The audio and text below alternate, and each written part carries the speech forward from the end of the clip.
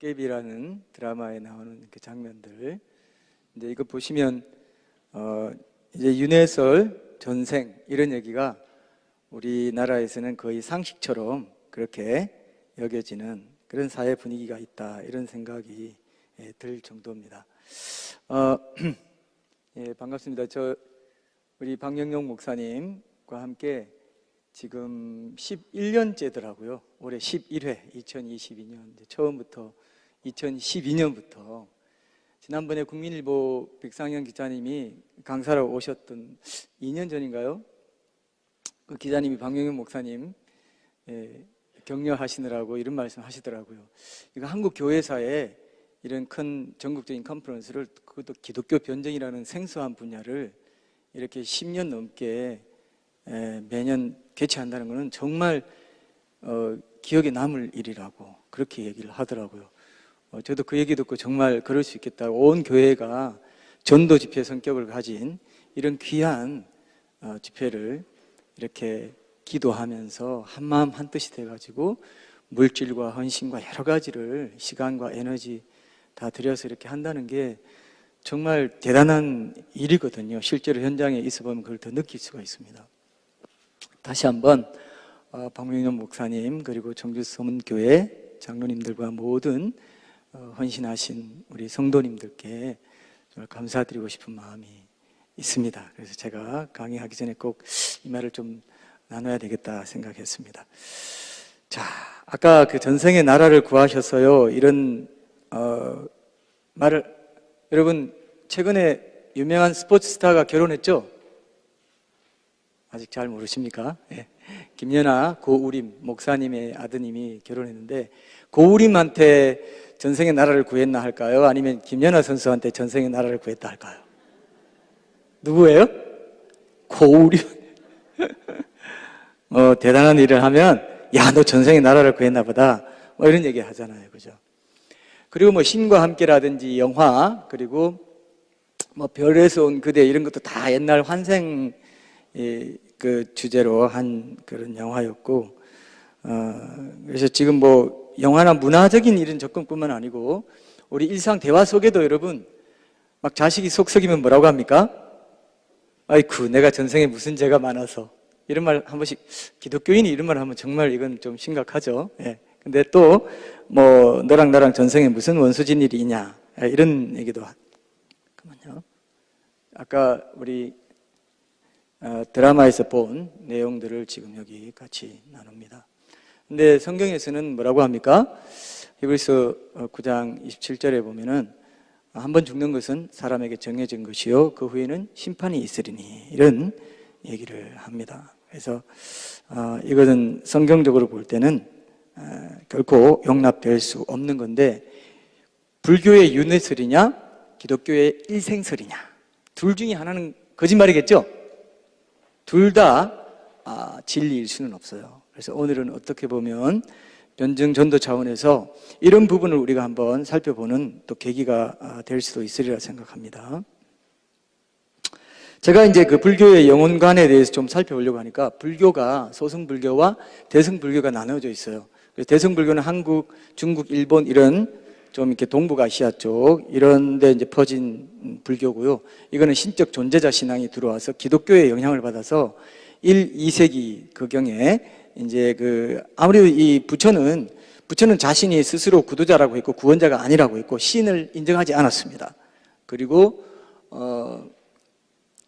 신도 믿지 말고 힌두교의 그 뭐 3억 3천, 뭐 나중에 더 발전해서 힌두교도 대승불교처럼 나중에 더 발전된 힌두교가 있어요. 거기 이제 3억 3천만 개의 신이 나오고, 초반에는 브라만 신, 거기도 삼위일체 신이 있고 뭐 이렇게 하니까 다 비슷비슷하니까 불교나 힌두교나 기독교나 이슬람교나 다 거기서 거기야. 이렇게 해서 종교의 하나이기 때문에 기독교만을 절대 진리라고 하는 것은 굉장히 배타적이고 독단적이고, 그래서 예수라는 분의 그 유일성을 인정하지 않는 그런 분위기가 지금 굉장히 팽배해 있고, 특별히 진화론도 배우고 뭐 여러 가지 이제 그 세속주의의 영향을 많이 받는 우리 청년 세대들, 다음 세대들은요 급속도로 지금 교회를 빠져나가고 있습니다. 정말 심각해요. 교회 안에 들어와 있는 동안에 변정적인 전도를 통해서 아하, 기독교는 종교의 하나가 아니구나. 종교의 하나가 아니면 뭘까요, 여러분? 잠이 좀 깨십니까, 이제? 잠이 확 깨셔야 되는데. 종교의 하나가 아니야? 나 절에 갈까, 교회 갈까 하다가 교회 나온 건데? 그런 분 있나요? 이 36분이 지금, 비기독교는 안 믿으시는 분인데 스스로 신청해서 오셨다고 하는데 그분들도 한번 잘 생각해 보셨으면 좋겠어요. 너무나 귀한 시간이 될 수 있습니다. 오늘 이 시간이. 부처는 신이 아니에요.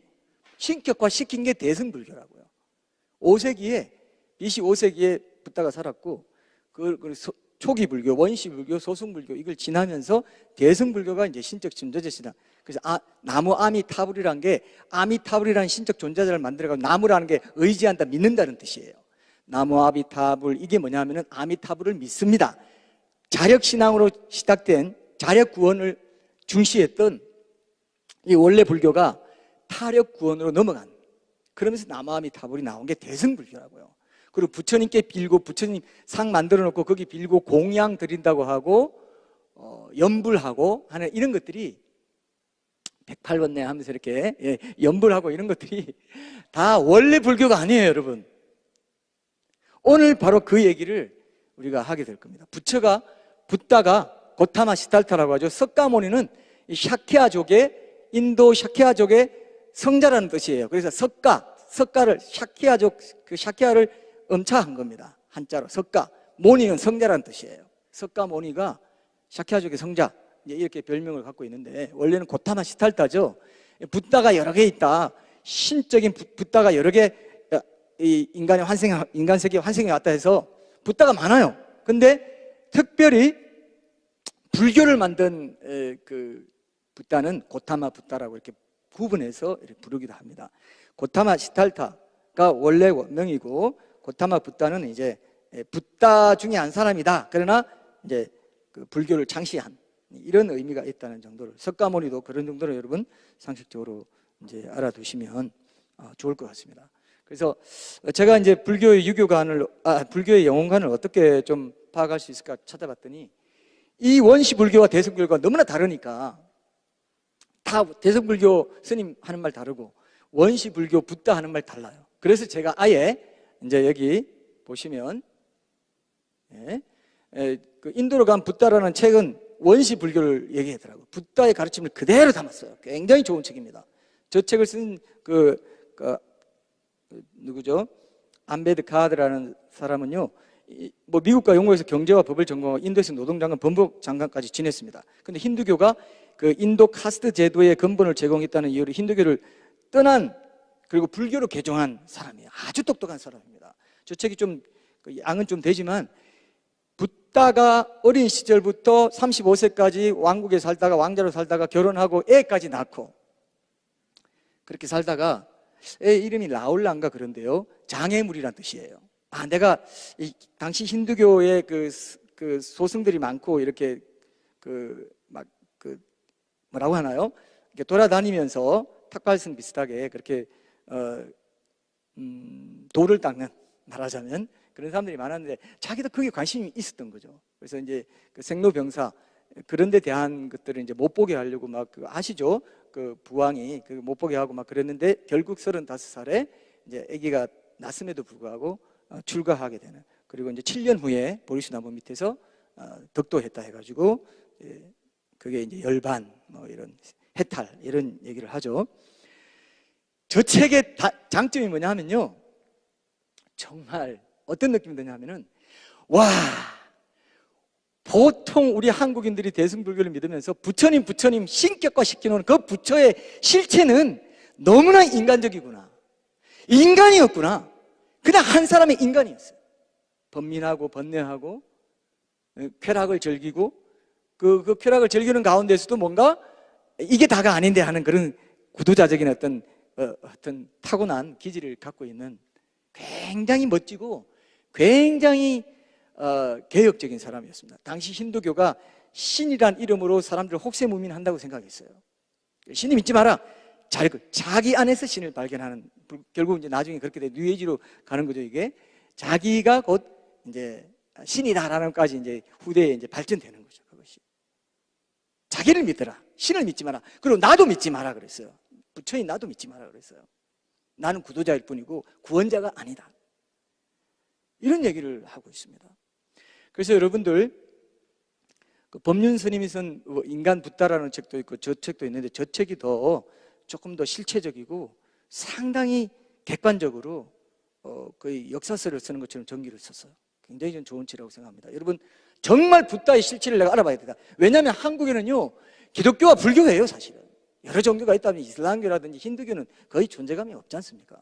불교, 힌두교 요거 하나 갖고 불교에도 부처가 있는데 불교 신자들한테 전도하려고 복음 전하면요 너희들 예수 믿고 천국 간다면 우리는 부처 믿고 천당 가. 우리한테 뭐 얘기하지 마. 그래요. 전혀 부처가 가르친 게 아닙니다. 이게 큰일 난 거예요. 다 속이고 있어요. 다 속이고. 너무 안타까운 일이에요. 부처 스스로 그랬는데 신격화 시켜나가세요. 왜? 인간은 신을 찾고자 하는 본능이 있기 때문에 신적 존재자 신앙이 없이는 종교가 대중화 될 수가 없다. 그렇게 생각한 거예요. 원효대사다 뭐다 다 우리나라의 대승들도 다 그 생각을 한 거예요. 조선시대 승유배불 정책 500년 동안 불교가 탄압받았지만 그래도 살아남았잖아요. 그죠? 고려시대에는 그 숭불 정책이었죠. 그죠? 어쨌든 그래서 저 책을 이제 불교가 원시 불교로 붓다가 직접 가르친 영혼관이고요.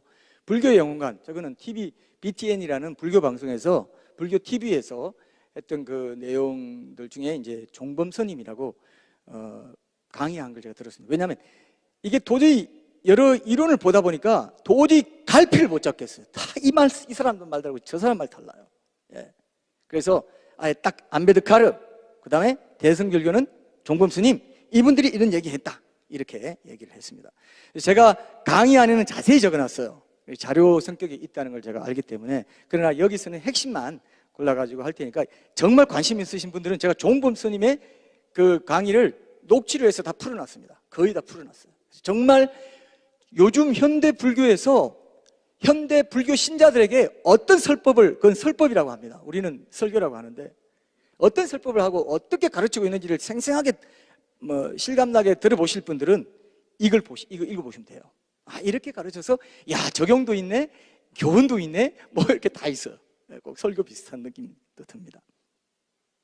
자, 그래서 이제 한번 그럼 불교의 원시 불교의 부처가 직접 어떻게 가르치나? 부처는요 영혼은 신에게서 온다고 본능적으로 생각한 것 같습니다. 그래서 무신론자였기 때문에 영혼을 부정했습니다. 영혼은 없다. 그러나 마음은 있다. 이렇게 생각했어요. 마음만 인정했어요. 그래서 무영혼설, 아나타라고 무영혼설이라고 그렇게 이제 규정을 할 수가 있습니다. 그래서 붓다가 영혼을 부정한 근거는 신을 부정한 근거와 같다는 것이죠. 그러면서 진정으로 존재하는 것은 영혼이 아니라 마음이다. 왜냐하면 마음이 영혼의 기능을 이미 다 하고 있기 때문에 영혼을 인정할 필요가 없다. 영혼을 인정하면은 뭔가 영적인 세계, 뭐 이렇게 자꾸 가니까 마음을 보면서 마음을 통해서 이 마음이 사물을 관장할 수 있다고 생각했습니다. 우리는 기독교는 하나님과의 관계 속에서 하나님을 알면 나를 안다고 봤지만은 불교의 붓다는 마음을 보면 나를 안다. 세계를 보고 어떤 세계와의 관계 속에서 내가 내 존재를 파악할 수 있다. 이런 식으로 가르쳤어요. 완전히 반대예요. 기독교는 창조주 하나님을 알고 그분과의 인격적인 관계를 회복하는 게 구원이에요. 하나님을 알아야 나를 알 수 있어요. 하나님을 사랑해야 이웃 사랑할 수 있어요. 이게 하나님 나라예요. 근데 불교는 그게 아닙니다. 마음이 어떻게 활동하도록 내가 관장하느냐에 따라 내 존재가 달라질 수 있고 내가 구원에 이를 수 있고 세상을 보는 눈이 달라지고 세상을 내가 장악할 수 있다. 어떻게 보면 조금 더 과장하면 여기 이해되십니까 여러분? 마음을 중시했어요. 마음. 그래서 여러분들이 여기도 그런 게 있는지 모르겠지만 마음 수련 이런 말 들어보셨죠? 이게 다 불교적인 그런 세계관, 불교적인 맥락에서 나오는 얘기라고 보시면 됩니다. 그래서 이 마음을 이제 중시를 했는데 붓다는요 참 독특합니다. 아까 물리학자 우리 박영률 목사님들이 물리학자 피지컬리즘 물리주의 이런 얘기 했잖아요. 이게 유물론에서 나온 거예요. 이게 뭐냐면 마음도 육체와 같이 이런 흙과 지수화풍이라고 합니다. 그 불교에서 지수화풍, 바람, 공기, 이 풍이 바람이지만 또 공기라고도 해요. 이거는 고대의 철학자들이 인간의 존재를 막 탐구할 때 원소의 요소들을 할 때도 비슷한 얘기를 하는데, 어쨌든 지수화풍, 이것도 육체와 같이 육체가 지수화풍으로 이루어져 있는데 마음도 그렇다, 물질적이다는 것입니다. 유물론이 아주 중요한 그런 사상을 붓다가 그대로 갖고 있더라고요. 물질적 요소들의 공존이나 집합체가 의식을 만들어내는 것은 아니지만 육체가 있는 곳이면 어디나 그것에 수반하는 의식이 존재하기 마련이다. 근데 그건 일시적인 결집 현상이다. 나중에 죽고 나면 흩어진다. 그리고 살아있을 때 업보에 따라 다시 재생한다. 다시 모인다. 그래서 이게 과학적이기도 해도 어떻게 보면 에너지 불변의 법칙 아시죠? 사람 몸이 흩어져서 공중에 흩날려 버리면 없어집니까? 안 없어져요. 에너지 불변의 법칙이 남아있어요. 그래서 하나님께서도 인간이 인간이 죽으면 뼈가루 뿌리고 다 강에 뿌려도 다 남아있기 때문에 나중에 부활 때, 심판의 부활이든 생명의 부활이든 부활 때 부르면 다 올라온단 말이에요. 그대로 있습니다. 에너지 불변의 법칙. 그러나 이 온 우주에 내가 에너지 분산됨으로써 에너지가 증가된 것은 있다 하면서 나중에 그 업보에 따라 다시 뭉쳐져 가지고 재생한다. 리버스를 가르쳐요. 힌두교는 영혼을 인정하기 때문에 힌두교는 리인카네이션이에요. 제6화라고 합니다. 여기서는 재생이라고 해요. 그게 달라요. 근데 그게 의식이고 물리적인 어떤 세계에서 이루어지는 것이다. 영혼을 인정하지 않기 때문에. 원래 불교는 이걸 가르치더라고요. 근데 나중에 개성불교가 되면서 영혼도 들어오고, 여기 종국업 선생님 얘기는 아뢰야식이라는 게 있는데, 이거는 영혼이, 어떤 한 영혼이 본질적으로 갖고 있는 거고 다음 생에도 계속 이어지는 거다, 이렇게 가르쳐요. 그래서 영혼을 인정하게 돼요. 제가 그랬죠. 소승불교, 대승불교는 엄청난 차이가 있다고. 소승불교는 지금도 버마라든지 그 동남아시아 쪽에 불교는 소승불교입니다. 그래서 이게 굉장한 철학가예요. 붓다는요 아주 똑똑하고 80세까지 살았는데 35세에 출가하고 6년 반 7년 그새 이제 그 덕도한 뒤에 그 제자들을 모아놓고 이렇게 가르치고 이러기를 이제 얼마 했습니까? 45년을 했어요. 그리고 아함경이라든지 초기 불교 경전이 제자들과 나눈 그런 얘기들이 실제로 붓다가 한 얘기들, 그런 게 많이 나와 있어요. 팔만대장경이 나중에 발전하고 막 계속 편찬해내면서 팔만대장경으로 묶어야 할 만큼 내용이 많아진 것을 말해요. 실제로 그렇습니다. 그래서 인간의 마음을 모든 것의 중심으로 보고 어떤 그런 마음이 사물에 선행하고 사물을 지배하고 만들어낸다. 마음을 완전히 파악하면 모든 사물을 파악하는, 이런 유심, 뭐라고 할까? 이걸 참 이게 함부로 말하긴 그런데 어떤 여러 철학의 어떤 원류처럼 느껴지기도 했습니다. 그래서 이 마음을 그래서 이게 관조한다든지 이런 것들이, 관심법이라든지 이런 것들이 이제 그게 이제 돛 닦는데 이제 마음을 탁 관찰하는 거죠. 그래서 고진멸도가 여기서 나옵니다. 인간이 고통 것은 집착하기 때문인데, 이것을 멸하려면은 팔정도, 바른 생각, 바른 은행 이런 것들 따라야 된다. 이게 이제 고진멸도라고 해서 불교에서는 사성제라고 하죠. 4가지 중요한 이제 교훈입니다. 그래서 마음이 모든 선악의 근원이기 때문에 이런 부분, 마음을 잘 갖는 거, 마음을 잘 닦는 거, 마음을 깨끗이 하는 거, 이걸 중시했어요. 여러분, 불교가요 굉장히 논리적이고 굉장히 철학적이면서 윤리적이고 깨끗해요. 저 불교를요 여러분 함부로 생각하면 안 됩니다. 불교인들 존중할 수 있어야 됩니다. 불교를 우리가 존중하지 않겠다는 게 전혀 아닙니다. 다만 절대 진리가 아니고 삶과 죽음의 문제를 해결해 주지 못했어요. 그리고 창조자 신을 알려주지 못했어요. 종교라는 것은 본연의 의미가 뭐냐면 신의 존재가 있냐 없냐, 그 다음에 우리 삶과 죽음의 문제 해결할 수 있냐 없냐, 죽은 뒤에 어떻게 되냐, 이 문제가 종교라고요. 근데 종교 본연의 문제를 유교도 불교도 해결하지 못했어요. 제가 그 결론을 낼 수가 있습니다. 공자는 아예요. 제자가 계로라는 제자였나 그래요. 제자가 물었습니다. 죽은 뒤에 어떻게 되냐, 죽음을 혹시 알 수 있냐 했더니, 아내가 삶도 모르는데 죽음을 어떻게 알겠느냐, 이렇게 얘기했어요. 미지생 언지사 이 논어에 나옵니다. 이게 그 끝이에요. 그게 내세관 전부예요. 현세지향적입니다. 유교는요. 굉장히 영혼도 그런 성격을, 영혼관도 그런 성격을 이제 갖고 있습니다. 그래서 불교 불교에서 말하는 독특한 영혼관, 윤회는 없다고 말하면서도 환생은 인정한 이런 거죠. 환생이 죄생이니까 환생은 있다. 업보를 잘 닦아라. 업을 잘 쌓아라. 이런 얘기는 이제 했던 거죠. 그래서 이런 불교가 이거를 거의 법칙화 시켜가지고 불교를 많은 사람들이 법칙성에 대한 그런 법칙성에 대한 깨달음의 종교라고까지 할 정도로 이 법이란 말을 쓰는 걸 좋아해요. 예, 법. 그래서 뭐 제법무와 이제 나중에 붓다의 영혼관, 사성제, 삼법인 이런데 이제 그런 말들이 나옵니다. 그 인연의 법칙이라든지 이런 것도 다 어떤 우리가 그 치즈 같은 거가 만들어질 때 이 우유가 진료인, 그리고 발효 조건인 온도나 습도는 동력인 이래가지고 인연의 법칙에서 인은 진료인이고 변화는 주체고 여는 외부에서 가지는 인위적인 작용, 업연, 업보다 뭐 이런 업보의 인연이다 뭐 이런 식으로 말해가지고 모든 사물의 변화에는 인연이 작용한다. 그래서 여러분 인연이란 이선희 가수의 그 노래도 있죠. 인연? 이 인연이 원래 그 불교에서 나온 용어예요. 인연이라는 말 잘 쓰죠, 그죠? 인연이 닿으면 또 만나겠지 이런 말 하잖아요. 그리고 진면목이라든지 뭐 아수라장이 됐다든지 악이 다툼이야. 이게 다 육도 지옥의 인간이 지옥 뭐 그죠?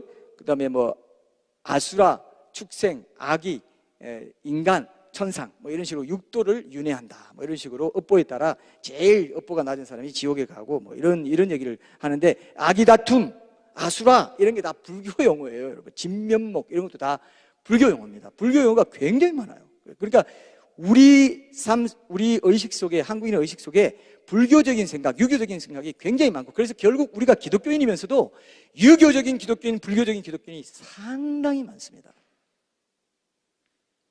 하나님과 아버지라고 부르라고 해도 친밀하게 부르지 못하는 사람이 많아요. 유교적인 생각을 갖고 있기 때문에. 어떻게 내가 감히 하나님을 아버지라고 그러면서 친밀하게 기도할 수 있어?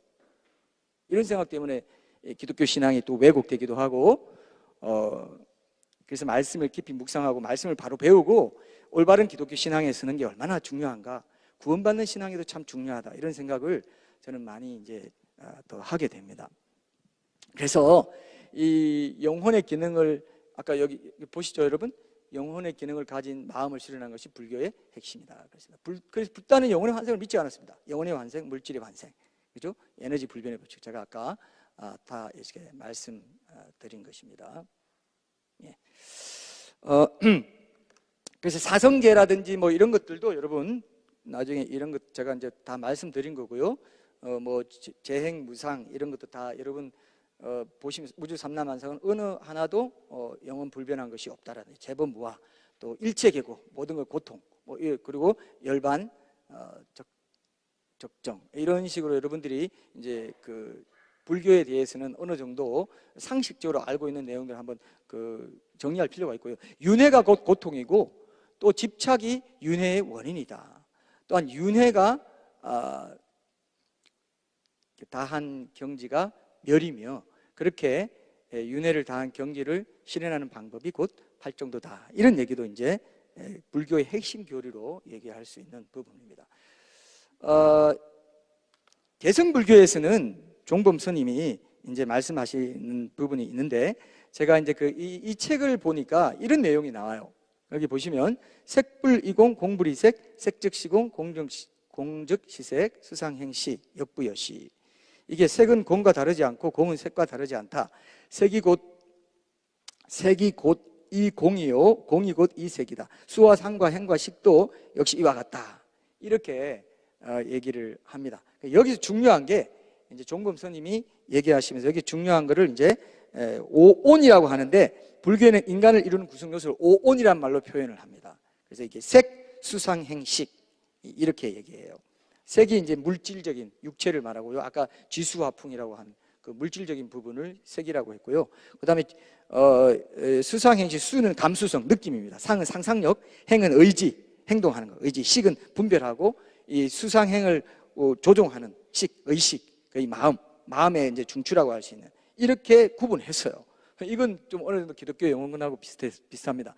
하나님의 형상이라는 것은 지성, 감정, 의지를 말하는데 이것이 이제 지성, 감정, 의지의 차원에서 이렇게 대승불교에서는 영혼의 그 영혼관을 이렇게 정립하고 있더라고요. 아, 이런 것들은 또 좀 비슷한 맥락이 있구나 이런 생각을 했습니다. 이 종범 스님은 중앙성가대 불교학과 교수와 총장을 역임하셨고 상당히 공부를 많이 하신 학자 스타일의 스님이세요. 그래서 들어보면서 제가 여러 스님들의 강의를 좀 들으면서 제 불교 신자 될 뻔했습니다. 굉장히 좋더라고요. 여러분 별로 그렇게 아무 느낌이 없으십니까? 이걸 잘 들으면요, 그분들의 종교관과 진실한 인격과 이런 걸로 잘 이렇게 설명하면은 혹하게 돼 있는 게 종교 분야예요. 다른 분야도 뭐 또 그런 게 있습니다. 그러나 여기 와서는 이런 말 들었지만 다른 데 가서 그럴듯하게 얘기하잖아요. 사람이 하나님의 형상이기 때문에 어떤 인덕이 있고 뭔가 당기는 게 있다고, 매력이 있다고요. 그런 얘기를 잘 풀면은요, 또 이런 분들이 윤회가 어떻게 사실인지를 400년 전에 자기 생을 얘기하면서 기억하는 칠레의 어떤 소년이 있었다. 실제로 400년 전에 역사인물에 그런 인물이 있더라. 뭐 이런 게 막 그 사료로 막 제시되고, 뭐 러시아에서, 인도네시아에서 사는 사람이 러시아에 사는 사람, 한 몇 년 전에 죽은 사람하고 같은데 내가 빨리 집에 돌아가야 돼 해서 갔더니 그 사람 만나가지고 어땠다. 이런 얘기가 막 스님들이 막 얘기해요. 아주 과학적이고 아주 확실한 증거가 있다 하면서. 그러면 어떡해요? 믿을만 하겠죠. 그죠? 아, 뭐, 불교의 내세가 따로 있고 기독교 내세가 따로 있는 거야? 헷가닥 할 수 있게 합니다. 충분히 그럴 수 있어요. 근데 중요한 건 여러분, 역사적인 팩트, 히스토리컬 팩트가 있냐 없냐. 불교가 이렇다 저렇다 말한 것에 대해서 제가 가만히 관찰해 보니까 확인할 방법이 없어요. 확인할 방법이 없어요. 근데 기독교만은 부활의 증거라든지 예수 탄생의 증거라든지 모든 역사적인 지명이 있고 인명이 있고, 지금도 이스라엘에 가면 모든 일어난 일들의 역사적인 현장이 있어요. 이게 굉장히 차이가 큽니다. 제가 쓴 책이라든지 우리 박민목 목사님 쓴 변정전도용 책에 이런 내용들이 풍부하게 있기 때문에 뭐 오늘 그런 걸 나누는 시간은 아니니까요. 그러나 우리 자녀 세대들이 그런 책들을 좀 읽게 하신다면 떠나지 않습니다. 이게 종교의 하나가 아니구나. 그걸 알게 되면요, 아무리 믿음을 흔드는 상황을 만나도 교회를 떠나지 않습니다. 지금은요, 전도하기가 너무 힘든 시대고 완전히 그냥 뭐라고 하냐면 생고구마 전도하기가 너무 힘들어요. 근데 이미 교회를 불러와 놓고 이런 변정적으로 확고한 기독교만의 절대 진리성이 너무나 많은 증거들이 있는데 이걸 강조하지 않아가지고 떠나가게 만들고 있다는 게 얼마나 안타깝습니까? 그렇죠? 여러분 안 그렇습니까? 너무 안타까운 일이에요. 이건 확실한 건데 이거보다 확실한 게 없어요. 연구하고 연구할수록 이거밖에 없어요. 엄청난 진리가 있는데도요, 싹 속여버려요. 싹 속입니다. 눈 가리면 싹 시키면서 혹하게 만들어요. 이런 것들이 너무나 많다는 것을 현장에서 많이 느낄 수가 있습니다. 참 안타까운 일이지만 현실이 그렇습니다, 여러분. 그래서 여기서는 이제 업은 내 안에 어디에 머물러 있다가 나오는가. 이 땅에서 사람의 오온이 행동을 하면 이제 업이 되는데, 업은 그냥 사라지지 않고 미래에 이제 힘을 주죠. 그래서 이제 윤회의 근거가 되고, 업은 내 안에 어디에 있다가 머물러 있다가 오는가, 또 전달되는가, 이런 걸 찾다 보니까 이제 마음에 변하는 것이 있고, 수연, 생멸이라고 하고요. 변하지 않는 이제 불변, 진여, 항상 여일하다, 뭐 이런 뜻이겠죠. 진여와 불변의 세계를 몰라가지고 사람에게 두려움과 고통이 생긴다. 그래서 아레야식이라는 게 있는데, 이건 불변하는 영혼의 요소로 함장, 저장하는 기능이 있고, 그래서 내가 뭘 일을 하면 이것도 좀 기독교 영혼과 좀 이렇게 닮았어요. 내가 영혼이 했던 모든 것에 대해서 저장 기능이 있어가지고 이 양심에 다 저장이 된다고, 로마서나 이런 데 보면은 그런 흐름을 우리가 알 수가 있어요. 그래서 이 영혼의 블랙박스가 양심입니다, 여러분. 성경에 보면 사도 베드로도 그랬고 바울도 로마서에서 그랬고요. 우리가 하나님 앞에 서면 내 모든 것을 직고한다고 그랬어요. 내 스스로 내 영혼의 블랙박스가 탁 풀리면요, 1초도 안 돼서 내가 태어난 순간부터 죽기 직전까지 내 생각과 행동과 말과 모든 것이 바로 직고가 되어버립니다. 하나님 앞에 내가 말해버립니다. 그리고 아까 박명목 목사님이 임사체험 말씀하셨는데요, 그 SBS에 보면 그것이 알고 싶다, 거기 지금 저 세상으로의 여행이라는 거기 쳐보시면 유튜브 나오는데요, 거기 보면은 7가지 정도의 공통점이 있다 돼 있는데, 그 중에 하나가 뭐가 있냐면요, 아주 짧은 순간에 자신의 모든 일생이 지나가더라 그랬어요. 그런 얘기가 나와요. 이건 기독교 방송 아니죠? 여러분 SBS 기독교 방송입니까? 아니에요. 그런데 이 임사 체험을 한 사람들의 공통점 중에 하나가 딱 죽자마자 모든 일생의 생각 모든 게 한순간에 지나가요. 이거 영혼은 시간의 존재가 아닙니다. 영혼의 존재이기 때문에 영혼은 뭐 우리가 지옥 가면 이게 영원하구나, 시간적으로 물리적으로 길다 느낀 그게 아니에요. 아하, 나는 이게 영혼이 여기 있구나. 그걸 알게 돼요. 영혼이란 것은 굉장히 우리는 한 번도 영혼을 경험하지 못했을지 모릅니다. 하나님이 우리를 심판하신다는 것은 그런 개념이에요. 예수님이 오셔가지고 우리 각자의 죄를 위해서 십자가에다 피를 흘리셨다는 것은 엄청난 거예요. 그 피 없이는 어떤 죄도 용서가 안 돼요.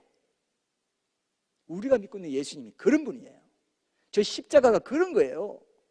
모든 사람이 한 번은 지나가야 될 길이라고요. 저게 불교인이든 이슬람교든 힌두교는 다 왜? 예수님 자신이 창조주 하나님 그 자신이기 때문에. 이게 엄청난 비밀입니다. BC와 AD를 가르신 분이에요. 오늘 2022년인 이유가 예수님이라는 그 하나님이신 그분 존재 자체, 그분이 이 땅에서 딱 와가지고 내가 중심이야. 모든 내전에 샀던 다 BC에 태어났어요. BC 5세기에 공자, 붓다 다 태어났어요. 그리고 그 AD 주후, 아노 도미나 in the years of the Lord, 주후에 before Christ, 그리스도 이전에 다 태어났고 이후에 다 태어났어요. 이게 역사적 히스토리컬 팩트라는 겁니다. 이게 종교입니까, 여러분? 2022년 불교인들도 공산주의자들도 무신론자들도 다 2022년 자기 생일 다 갖고 있어요. 예수라는 분을 중심으로. 출생신고할 때 2022년 1월 8일에 태어났습니다. 좀 출생신고서 써주십시오. 그때 나다 예수를 고백하고 있다고요. 결국 마지막 때 심판대가 되면 모든 무표로 예수 이름에 꿇게 하시고 모든 입으로 예수를 주라 시인하게 하시다. 믿습니까, 여러분? 이게 우리가 믿는 기독교라고요. 종교의 하나로 그냥 두신 거예요. 왜냐하면 이 땅에 살면서 조직적이고 어떤 전통을 갖고 규모를 갖고 교훈 체계가 계속 이어져야 되니까 종교라는 형식을 갖게 했을 뿐입니다. 파스칼이 진짜 다이아몬드가 꼭 하나 있기 때문에 가짜 다이아몬드들이 있다고 한 것처럼 진짜가 꼭 하나 있기 때문에 가짜들이 있다고요. 가짜들의 존재 근거는 진짜라고요. 진짜 종교가 하나 없으면 있을 수가 없습니다. 사이비라는 것은 비슷하지만 아니라는 거예요. 사이비도 있을 수 없어요.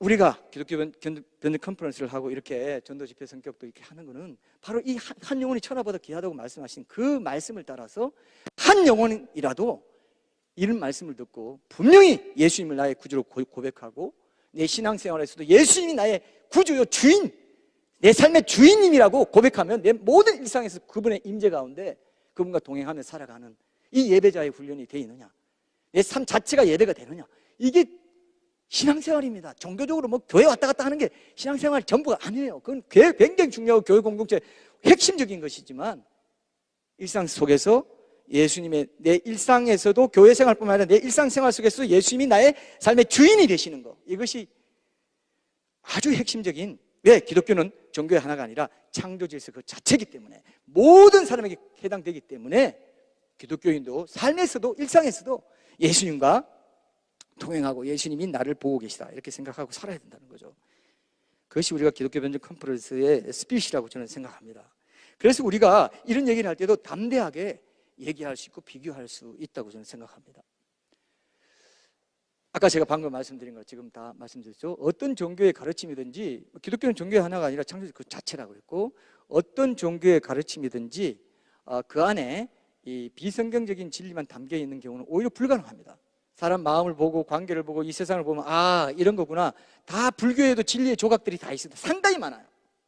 힌두교에도 진리의 조각들이 상당히 많습니다. 그것까지 다 가짜야 할 필요가 전혀 없어요. 창조 세계에 살고 있는 사람이 지정의를 갖고 있고 생각을 하고 철학을 하고 사고를 하면 다 알아낼 수 있는 것들을 얘기하는 게 많거든요. 좋은 말 많아요. 여러분 법륜스님 강의 유튜브에 굉장히 많습니다. 한번 들어보세요. 굉장히 유익한 거 많아요. 근데 법륜스님이 또 어릴 때 또 청소년기 때인가 교회를 다니셔가지고 예수님 잘 말합니다. 예수님이 꼭 나와요. 한번 들어보세요.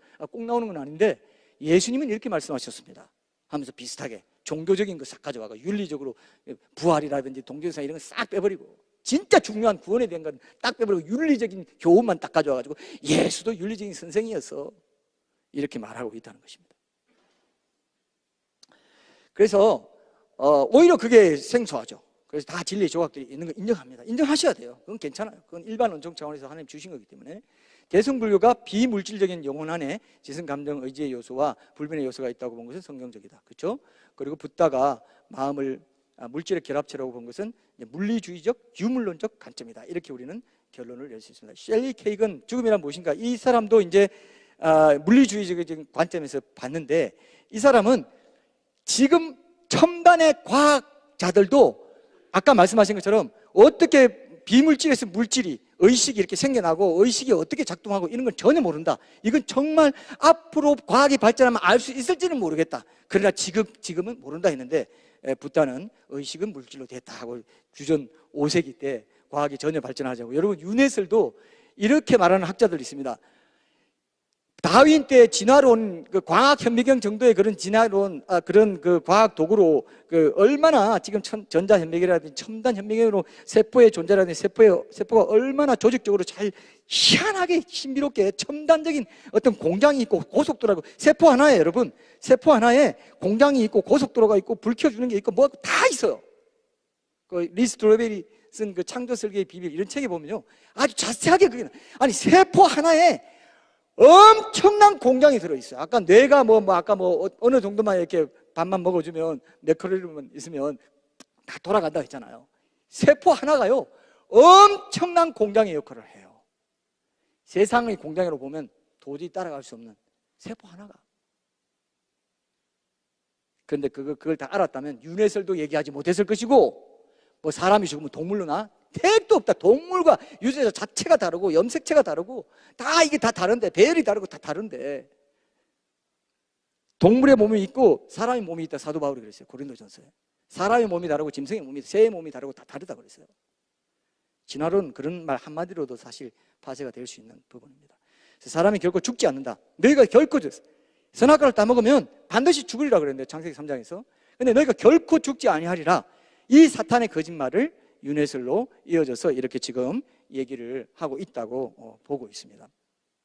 그래서 이런 그 전생 체험들을 하는 것은 결국 리모르스의 아내 세미라미스가 이제 그 담무스가 리모르스의 환생이라 하면서, 그때 바벨탑 건설할 때 이 얘기를 하면서 바벨탑 건설 후에 흩어지는 그 종족들에게 이게 전파되고, 아리안족이 인도에 들어가서 이 환생설을 가지고, 유네스를 가지고 정치적인 통치의 도구로 삼았다. 이런 학설이 있습니다. 이런 것들도 이제 알아두시면 좋을 것 같고요. 무의식 상태에서 이루어지는 전생 회상 체험은 이건 위험한 거다. 이거는 무의식 세계 속에서는 얼마든지 악령들이 역사할 수 있기 때문에 악령의 역사를 통해서 이런 것들을 얘기한다. 이렇게 보고 있습니다. 그래서 악령은 수천 년 묵은, 구미호라는 말이 왜 나왔을까요? 수천 년 묵은 그런 나이를 갖고 있기 때문에 얼마든지, 러시아에 있던 사람이 나 칠레에서 100년 전에 살아서 20년 전에 살아서 다 확인해봐, 거짓말 얼마든지 만들어낼 수 있습니다. 이거는 아주 쉬워요. 이건 완전히 속임수라고 보시면 되실 겁니다. 이 안점식 세계관을 분별하라, 이런 부분들은 여러분 나중에 이 강의 보시면 우리가 똑같은 말들을 하고 있습니다. 사탄은 수많은 순환론적인 사상들을 통해서 역사함으로써 우주의 시원, 창조, 그리고 종말에 대한 의문을 회피하도록 유도해 왔어요. 그래서 사탄은 창조자 하나님의 존재를 부정하고 그분의 이례적 창조 사역과 심판 사역을 은폐하는 일에 온갖 노력을 다해 왔는데, 그것이 대표적인 그 사상이 유네슬이다. 이렇게 보실 수 있습니다.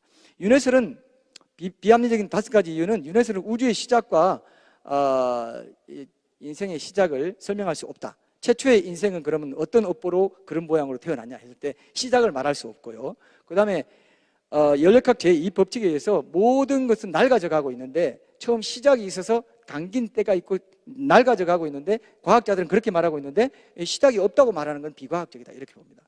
그래서 처음부터 물질이 있었다는 그런 거짓말이에요. 처음부터 물질이 있으면 그 물질은 점점 낡아져서 지금은 없어져야 돼요. 근데 물질이 지금 처음부터 물질만 있었다 이렇게 하지 않잖아요. 하나님이 유지하시고 계속 이 관리를 하시고 생태계를 돌리시고 순환시키시는 이런 과정 속에 있다는 것을 우리가 알 수 있습니다. 두 번째는 윤회와 환생은 인간의 정체성에 대해서 제대로 합리적인 설명을 내놓지 못합니다. 예를 들어서 여러 가지가 있지만 여기 책에는 또 조금 더 보실 수 있습니다. 동물로 환생한 사람은 동물이 도덕성이 없고 윤리성이 없고 아까 뭐 양심이나 이런 것도 없는데 그걸 어떻게 동물이 어떤 업보를 좋은 업보를 쌓아가지고 그 다음에 생애를 사람으로 다시 날 수 있냐, 이게 합리적으로 설명이 안 돼요. 이게 여러분 두 개만 해도 여러분 어떻습니까? 윤회설은 합리적이지 않구나, 그죠? 이치에 맞지 않다는 건 그것만으로도 진리가 될 수 없다는, 객관적으로 봐도. 그 다음에 윤회설에서는 누가 각 사람의 업보에 따라 윤회를 결정하는가에 대한 구체적인 제시가 없습니다. 그 이제 대승불교에서는 염라대왕을 만들었어요. 그래서 사람이 죽으면 중류라고 해가지고 중류 상태에 있다가 천상으로 갈지 지옥으로 갈지 육도 중에 하나로 이제 판단을 받는다는 얘기를 해요. 근데 그때 염라대왕이 이제 7일마다 한 번씩 재판을 해가지고 7번 재판해가지고 이제 가는 것이 결정된다 하기 때문에 49제가 나온 거예요. 49제 아시죠? 49제를 잘해야 된다. 그래야 우리 조상들이 좋은 데가, 뭐 이런 개념이 있는 거예요, 여러분. 이게 다 윤회설에서 나왔습니다. 그리고 윤회설은 실제적인 인구 통계나 아기 수를 볼 때도 전혀 개연성이 없어요. 왜냐하면 개나 소나 쥐나 이렇게 새 나갔다면 악인이 점점 줄어들어야 되죠. 제 말 이해했습니까? 악인은 동물로 태어난다면 사람 인구수가 줄어들기도 해야 되잖아요. 악인이 더 많아 보이는데, 그죠? 그런데 안 줄었어요. 인구는 점점점 늘어났어요. 객관적으로 볼 때 이런 점도 우리가 지적할 수 있다는 거죠. 그 다음에 전생 체험을 통해서 이제 윤회설이 사실이라고 주장한다고 하지만 주관적인 체험만 갖고는 윤회설이 실제적인 사실이라고 보기 어렵다. 아까 무의식 상태에서 항상 전생 체험을 하는데 무의식 상태는 영적 전쟁의 각축전이 벌어집니다. 그건 귀신들이 역사하는 곳이기 때문에 이제 이거는 불교인들에게 기분 나빠라고 하는 소리가 아니고 실제로 의사들이나 힌두교인들도 전생을 기억한다는 것은 그건 가짜다. 그건 귀신 들린 현상이다. 힌두교 지도자들이 그런 말 해요. 이런 것들은 우리가 객관적으로 얼마든지 볼 수 있는 말인 것입니다. 성경에는 이렇게 여러 가지로 일생설 윤회설에 대해서 분명히 아닌 그런 말씀들을 분명히 하고 있습니다. 이건 여러분들이 잘 아는 말씀일 것 같아서 넘어가겠습니다. 유교는 이제 인간은 이와 기로 구성되어 있고 이는 하늘로부터 부여받는 본성적인 측면이고 기는 홍과 백을 말한다. 그래서 사람이 죽으면은 이는 하늘로 돌아가고 육체적 측면인 백은 땅으로 가면 혼백이라고 하죠. 그래서 정신적인 측면은 혼은 그런 하늘과 땅 사이에서 일정 기간 머물다가 사라진다. 일정 기간 머물기 때문에 4대 제사만 드리면 된다든지 뭐 이런 식으로 얘기를 하는 게 이제 나온 것입니다. 그래서 성리학이 이제 그 우리나라의 유교의 성리학이 굉장히 중요한 그 유교 철학이었고 그 이기 이원론, 이기 이원론 하는 게 다 이기 저게 다 이런 영혼관과 관계 있는 얘기예요. 이는 본질이 변하지 않는 어떤 것이다. 뭐 이런 식으로 이제 얘기를 하는, 이는 하늘로 올라가고, 그래서 영혼이, 동물은 땅으로 가고, 전도서에도 나오죠. 그 인간의 혼은 하늘로, 하나님께로 가는 걸 어떻게 알겠느냐. 이런 이제 얘기도 좀 비슷한 면이 있지만, 이제 결국 혼백은 사라진다. 이렇게 이제 가르치고 있기 때문에, 우리가 기독교적으로 볼 때 찬성할 수 없는 부분이 분명히 있습니다. 특별히 이제 제사 같은 경우가 주자 가래에 이제 그 유교 성리학자였어요. 주자도. 그 성리학자가 그 예법, 인이 예지신, 이것이 이제 유교는 윤리적인 측면, 현세지향적인 예를 갖추는 거, 이런 것도 중시했기 때문에 조상에 대한 예도 갖춘다 해가지고 제사가 나온 거거든요. 근데 이게 이제 한국인들의 생활과 문화 속에서는 제사를 통해서 조상들이 죽지 않고 살아있는 그런 차원이고, 제사가 이 사회적으로, 여기 아까 봤죠? 유교는 현세지향적이고 합리적인 종교, 공자는 사람이 죽은 후 내세를 경험한다는데 회의적이고 불가지론적이었어요. 아까 노노 얘기 제가 말씀드렸죠. 근데 성경은 하나님 형상으로 지어진 영혼이 불멸한다고 이제 가르치고 있습니다. 그죠? 유교의 영혼과 불교와 달리 사람의 기가 다하면 소멸된다고 주장하는 유교의 영혼과는 비성경적이죠. 땅의 티끌 가운데 자는 자 중에 많은 사람이 깨어나 영생을 받는 자도 있겠고 수치를 당해서 영원히 부끄러움을 당할 자도 있을 것이며, 영원히 산다 그랬죠. 나는 부활이요 생명이 나를 믿는 자 죽어도 살겠고 무릇 살아서 나를 믿는 자는 영원히 죽지 아니한다 했죠. 그들은 영벌에, 의인들은 영생에 들어간다. 이렇게 딱 대꾸가 되기 때문에 지옥에서 영원한 벌, 사람이 살아서 영원한 벌을 당하지 않으면 천국에서 영원히 생명을 누리지 못한다고까지 말할 수가 있어요. 그래서 JP 몰랜드 같은 분은 인간이 죽어서 영원히 의식적으로 살아있지 않고 없애버리는 것은 인간을 내재적인 본질적인 존재로 대하지 않고 뭐라고 하나요? 도구적인 가치로 대하는 것이기 때문에 절대로 그런 일은 없다. 아이고 내가 보기 안쓰러워, 영혼이 어떻게 고통당을 내가 봐 하고 안 하면 안 된다는 거죠. 인간의 자유의지를 줘가지고 스스로 선택하게 했기 때문에 그 선택한 그 자유를 없애버리는 거, 멸절시키는 거는 하나님이 절대로 하시지 않는 일이다. 이렇게 철학적으로, 기독교 철학적으로도 이걸 조명하기도 합니다. 근데 안식교 같은 데서는요, 실제로 영혼이 없다고 그러죠. 잠자니라, 스테반이 잠자니라, 잠들다, 뭐 이런 걸 얘기하면서 인간이 죽으면 영혼이 천국 가고 지옥 가고 택도 없다. 인간이 죽으면 무의식 상태에 딱 빠져가지고 아무것도 없는 상태에서 있다가 예수를 믿지 않고 생명을 이 땅에서 예수 믿지 않은 사람들은 심판의 부활로 영혼이 죽어 없어지고 영혼 멸절이 되고, 그 다음에 그때 예수님 재림하실 때 영생의 능력을 예수님이 살아있는 믿다가 죽은, 완전히 이제 없는 존재로 있던 그 믿다가 무덤 안에 완전히 의식도 없고 아무것도 없는 잠자는 그 영혼을 깨워가지고 영생의 능력을 부여하는 거다. 안식교에 이렇게 가르쳐요. 그리고 기독교인들 중에도 이렇게 가르치는 사람들이 지금 있습니다. 영혼이 없다는 그 얘기예요. 한마디로 영혼 멸절서는요, 지옥 없다는 얘기예요. 예수님이 그렇게 피 흘려 안 죽어도 되는데 뭐하러 그렇게까지 죽어? 이렇게 하거나 마찬가지예요. 안식교나 기독교 안에서도 존 스토트 같은 분들은 영혼 멸절설을 주장했죠. 여동생이 믿지 않고 죽었다는 것 때문에 그랬다는 뭐 그런 얘기도 있고 한데, 상당히 존경받는 복음주의자들 중에도 영혼 멸절설을 주장하는 그런 경우가 있습니다. 이건 뭐 참고로 보시면 되고요. 세상 사람들이 제사하는 것은 귀신에게 하는 것이다. 무릇 이방인이 제사하는 것은 귀신에게 하는 것이요, 이렇게 얘기했죠. 타락한 천사들인 악령들이 죽은 사람의 영혼인 것처럼 귀신 흉내를 낸다. 제사상에 차리는 음식을 먹지 않는 게 성경적이다. 왜냐하면 우상의 제물을 먹는 것, 이거는 성경적이지 않다. 구약시대의 이스라엘에서는 이제 제물을 드린 자와 제사장이 이제 함께 이제 그 고기를 같이 먹었어요. 그래서 이 사도 바울이 이런 말을 합니다. 시장에서 내다 파는 거, 그거는 제물인지 아닌지 묻지 말고 먹어라. 그러나 제사 드리는 그 현장에서 바로 제물을 들은 걸 내려와가지고 현장에서 먹는 건 안 된다.